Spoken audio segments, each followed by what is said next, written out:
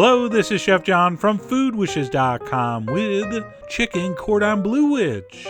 That's right, we've taken an extremely delicious yet time-consuming classic and turned it into a tasty, easy-to-make, open-faced sandwich. And why? Because I'm an American and that's what we do. So check it out. So step one, in a saucepan over medium heat, we're going to melt a couple tablespoons of butter and we're going to saute some diced up smoked ham and some diced onion. And it's been my experience over the years that recipes that say to start by sauteing ham and onions in butter generally are pretty tasty recipes. So you're going to cook that ham and onion in the butter for about 5 minutes, just until the onions start to turn translucent. At that point, I'm going to add a nice pinch of dry thyme. I was going to use fresh, but it was like totally pouring outside, and I didn't feel like going out to the garden. So dry is going to work just fine in this. So I'm going to throw the thyme in. I'm going to saute that for another minute. And when it looks something like that, I'm going to dump in a couple tablespoons of flour. And after we make a roux, we're going to make a very, very, very thick bechamel, which is going to hold this whole thing together. And we're going to cook the flour in that butter for about 3 minutes. At that point, I want you to turn off the heat and dump in a half a cup of cold milk. And the reason we're turning off the heat is because this is such a small amount of liquid, and this is going to get really thick really fast. I want you to pour the milk in and then turn the heat on, okay? I'm going to recommend you switch to a whisk, give the milk a stir, turn your heat back on to medium, and we're just going to cook this for like 1 minute. And you're going to see as soon as it comes up to temperature, it's going to get really super thick. And I'm actually going to switch back to the spatula here as soon as I get the ham unstuck out of my whisk. I hate when that happens.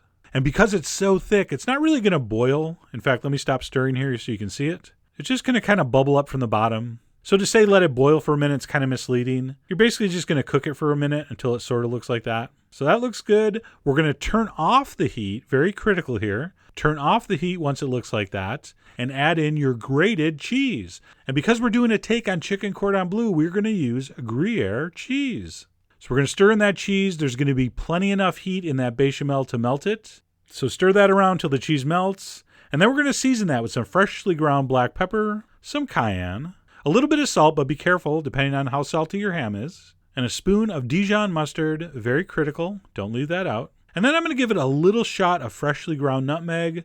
There's something about a white sauce that has Swiss cheese in it that really benefits from a little pinch of nutmeg. At that point, I decided to throw in the last two ingredients, which are diced chicken and some diced up dill pickles. Not too much, but that really is a secret ingredient in this. It really balances all those other rich ingredients. And as far as the chicken goes, I poached a chicken breast to use in this, but in the original screenplay, this was done with leftover chicken. So the next time you have some leftover chicken you're trying to think of ways to get rid of, consider this. So once that's stirred in, we're done. You can just set that aside until your bread is prepped. So I have 4 thick slices of French bread. Those are about 1 inch thick. You don't want to go any thinner than that. I'm going to place those on a sheet pan lined with foil. I prefer foil to a silicone mat, by the way. You're going to get a crispier bottom.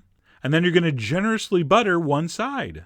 All right, and I mean generously. Make sure it's completely coated. And once that bread is coated with melted butter on one side, you're going to flip it over so the butter side's down and begin topping with the mixture. So you're going to scoop that on top of the bread. You're going to press it down. You're going to make sure you spread it all the way to the edges. Really, one of the only ways you can screw this up is to have your bread exposed, because that could burn in the hot oven. And by putting the mixture all the way to the edge, you're not going to have to worry about that.